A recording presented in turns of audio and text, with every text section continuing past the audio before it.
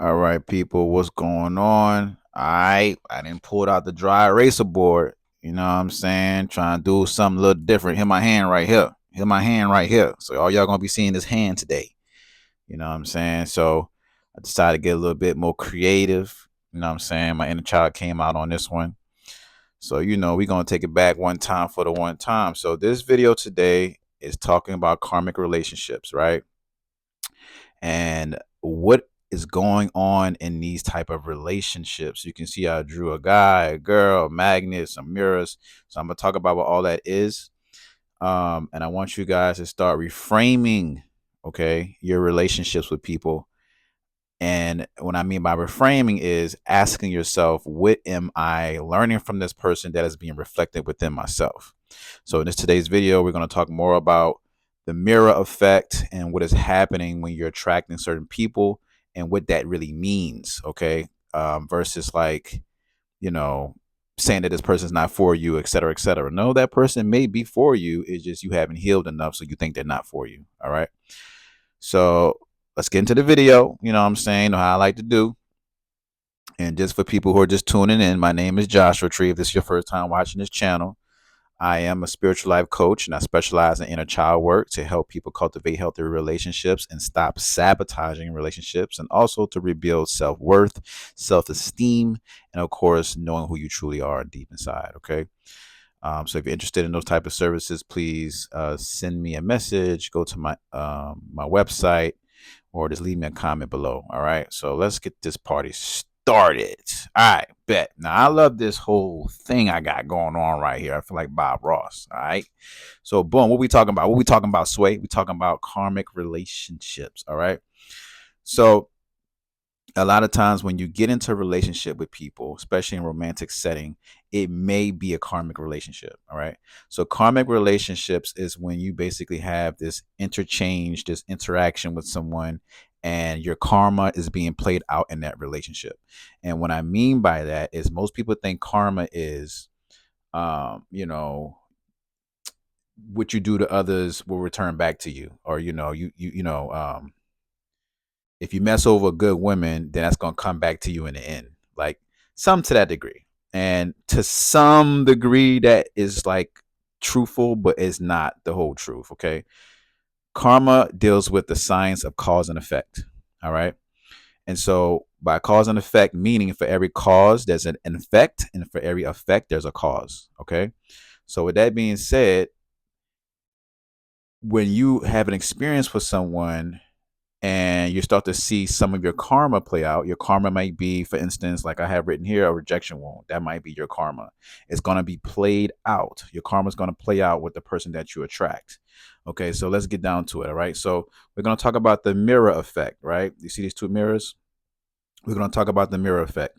So the mirror effect refers to an idea that the people or experiences that we attract reflect unhealed parts of ourselves or something that you need to acknowledge or reclaim. All right. So that's what the mirror effect is. Okay. So when you're in relationships with people, you're constantly That's not a word. Mirroring. There we go, buddy. Mirroring each other. You see that? All right.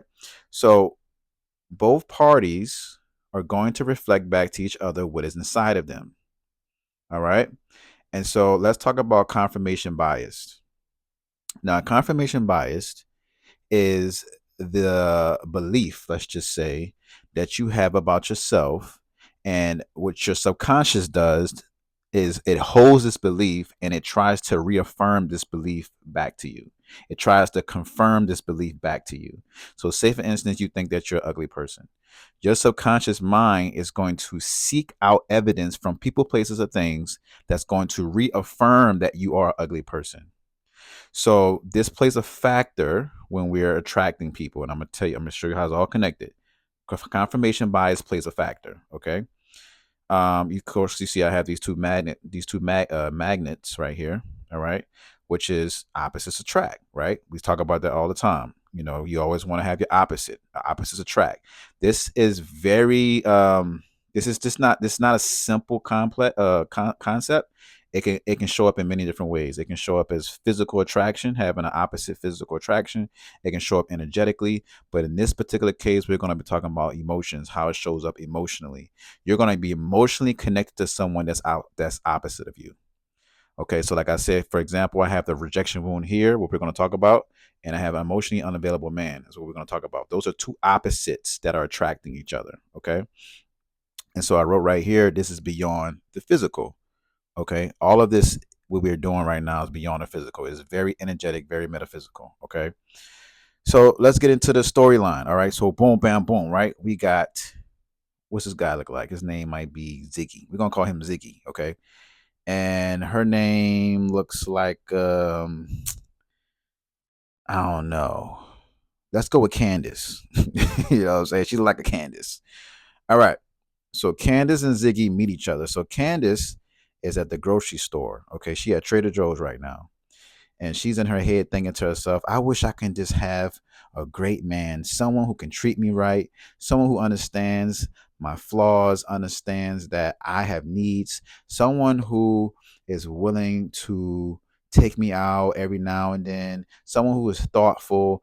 She has all these things going on in her head, right? She bumps into Ziggy, right? Ziggy's on aisle 4, or whatever you want to call it. He's getting some produce, right? Ziggy sees Candace. Ziggy walks up to Candace. Ziggy says, "Hey, how you doing? You know what I'm saying? I saw you from a mile away, and I just want to come tell you that I think you're very beautiful." And da whatever. He starts spitting his game, right? Candace likes it. Candace digs it. Candace gives, of course, Ziggy the number. But after Ziggy asks, "Can I get the digits?" Candace gives him the number, and he start interacting, start texting, right? So now they're going through text messaging. Boom. Now they decide this. Now they decide to set up a date. Boom. Now they go on their first date. Boom. Candace likes it. She wants to see him again. He enjoyed it. They want to see each other again. Boom. 3 months later, several moments later, right? They've been kicking it, dating for almost 3 months. Candace is starting to see a pattern with Ziggy. Okay. She's starting to see that every time she tries to express her emotions to Ziggy, Ziggy is emotionally unavailable. Okay. So what does this do? This is where it comes in all. We're about to get popping right now. This is where it comes in at. Candace starts expressing her emotions to Ziggy. Ziggy is emotionally unavailable. What that does is it mirrors back to her. She's going to feel rejected. She's going to feel like he's not trying to understand her. He can't hear her. She doesn't feel accepted. It's going to trigger her rejection wound. You see that? It's going to trigger her rejection wound. So let me talk about triggers right quick because this shit needs to be clear and understood. Just because you get in a relationship with somebody does it and they trigger you doesn't mean you need to leave them alone right away. It doesn't mean that they're toxic. It doesn't mean that, they have, you know, evil intentions or whatever you may think of. Triggers is your greatest teacher because it's trying to show you something that is within yourself that you have not let go of or you have acknowledged or healed from. So when you are in a relationship, look at this relationship as a healing modality. Okay. Two people coming together, and we all have unhealed wounds from our childhood experiences. Two people coming together, and with the right support and mindset, both people can heal each other. Okay. Okay. You see that hand moving? Okay. Can you see the hand? Okay. Both people can heal each other if you have the right mindset. So when you feel triggered, say that, Candace feels triggered by her rejection wound. The first thing she's gonna do is she's gonna result to her trauma response. Her trauma response may be one or two or three things, or one or three things. It may be fight, right? A fight response, meaning that she may get defensive and start to just go in on him, or she may flight, where she starts to, run away, right? Which they got the popular songs. She's a runner, runner, runner, whatever those type of songs.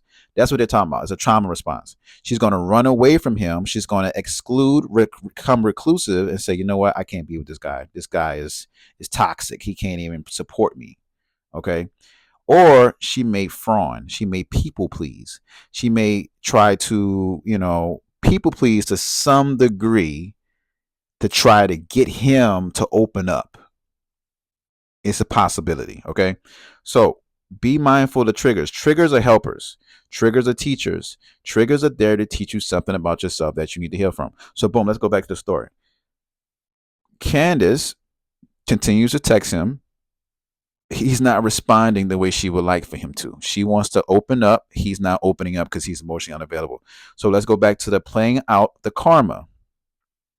When you meet someone, there is something inside of you that you may not be aware of that may have stemmed from your childhood. So what happens is, this is where we get into confirmation bias. You're going to attract, right? Here go the magnets. You're going to attract the partner that is opposite of what you have inside of you. So this can trigger it. So you can become aware of what this trigger is so you can do the healing work. Okay. So he has to, so on the opposite end, right? He has to be emotionally unavailable so this wound can be triggered, because it's opposite of what the rejection wound is. And let me give you better context. To heal this rejection wound is acceptance. So that would be considered to be the opposite. But in terms of attracting a partner, you're going to have something that's going to reactivate. You have to have something on the opposite end to reactivate this. So this is not actually this is an opposite that attract, but actually this is a like attract likes as well, where rejection wound is similar to emotionally unavailable. When you receive a rejection wound, that means you probably received it from your mom or your dad. They rejected you, meaning that they was emotionally unavailable. So what that looks like is you attract a partner who's emotionally unavailable. It's kind of the same thing. It just has a nuance to it, but it's kind of the same thing. But like I said, it also plays the factor of opposites attract. You need to have an opposition in order to see the direction that you need to place your energy in. Okay. And so Ziggy, let's go back to the story. Ziggy's over here. He's perplexed. He don't know what's going on. She's not texting him as much. He's wondering, why is she pulling away from him? Let's say her trauma response is to flight. She's going to just completely stop talking to him. He don't know what's going on. Now, he might actually be a pretty stable, emotionally available person, but he's not emotionally aware enough to where he can support her rejection wound. So he might actually be a great guy. It's just he's not aware that she has needs, right? I made a video on that your inner child comes out in relationships, and the needs that you have in relationships stems from your inner child. She has needs. Her needs is, I need to feel validated. I need to be seen. I need to be heard. I need to be respected and accepted for who I am, et cetera, et cetera. That's her need. If she's not aware of this rejection wound, she cannot tell him what she needs. And so what happens, right? This is what we call miscommunication. This is where the man starts to take it personal, start to realize, like, man, this girl crazy. She this and she that. I'm giving her everything that she wants, and she keeps going on and on saying that I'm not. This is how things get a little nasty, right? Get a little twisted, because this always happens. The man's confused about why she's going through what she's going through, or saying what she's saying, when he feels like he's giving the world to her. But it's this rejection wound that is constantly being triggered and stimulated that she's not aware of, and so she can't communicate it back. Okay. So, like I said, your karma is going to play out. This is a karmic relationship. Your karma is going to play out. All of us have karma. All right. When we were children, the reason for us having what we have today, such as a trauma, the trauma is the effect, right? No, I'm sorry. The trauma is the cause. Remember, I told you karma deals with cause and effect. The trauma, the original event that caused the trauma, is the causation, which is, let's say, for instance, when she was a child, she got rejected. That's the original trauma. Okay. So it has to play out. It will always play out. The effect is her attracting an emotionally unavailable man. The karma has to play out. All right. It will always play out. So when we're in these relationships, we'll find that we're always constantly and the ebb and flow, inconsistencies, unstable relationships. I want to be with the person, but I want to fully commit to the person. All that is trauma. Okay. All that is pretty disguised, well dressed trauma. All right. And so you guys now can see, hopefully, I explained this pretty well, well, you can see what is really going on here. All right. So just to give you guys a recap, a reminder, okay, when you get in a relationship with someone, I highly encourage that you try to figure out their shadows. You ask them certain questions that can go beyond the basic superficial conversations and get behind the door and see exactly what they're hiding, or see what it is that they're not aware of that can potentially stimulate you or harm you, et cetera, et cetera. Now, if you're in a relationship, right, and you feel like you guys are a perfect match, but y'all both keep triggering each other, okay? This is a relationship, like I said earlier, relationships are healing modalities. This is a relationship that means that both of you guys need to put forth the effort, have some compassion, have some empathy for each other, because both inner childs are wounded, and y'all both need to come together and support each other in healing each other. All right. That doesn't mean throw the baby out with the bathwater. That doesn't mean, that you need to let go of this person. That means that both of you guys need to heal together. And that's a powerful fucking journey to go down. That makes y'all become more close, more intimate, more affectionate, more caring, more considerate, more understanding. It opens up the heart. Okay. So if you have a relationship like that, I highly encourage that you guys perhaps seek counseling or pick up some fire ass books that show y'all the way of how y'all can support each other. All right. And I think that's pretty much it. So just to complete out the story, Candace realized that he is emotionally unavailable, and she keeps getting triggered by her rejection wound. So what she decides to do is she stops texting him. Over a period of time, which most men do, what we'll see is, okay, she's starting to pull back. I'm going to go ahead and just stop talking to her altogether. And what happens due to a lack of miscommunication, right? They just stop talking to each other. After 3 months of magical dating and experiences, they just stop talking to each other altogether. And like I said, she may not be aware of her rejection wound, so she's going to go back to her safety net. She's going to go back to her survival response.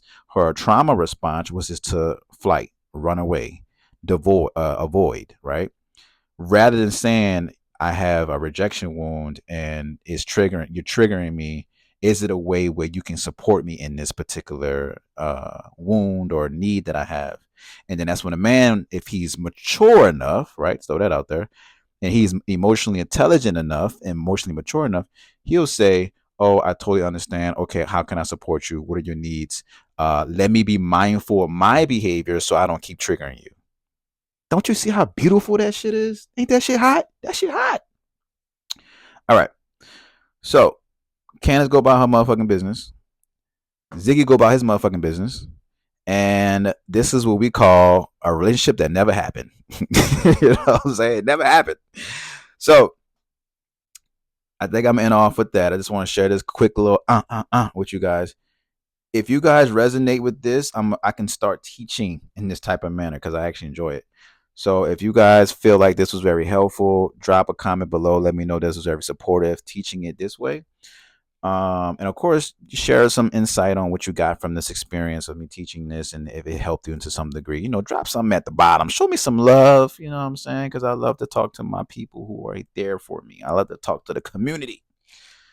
All right. And so on that note, I'm going to let y'all go. Peace.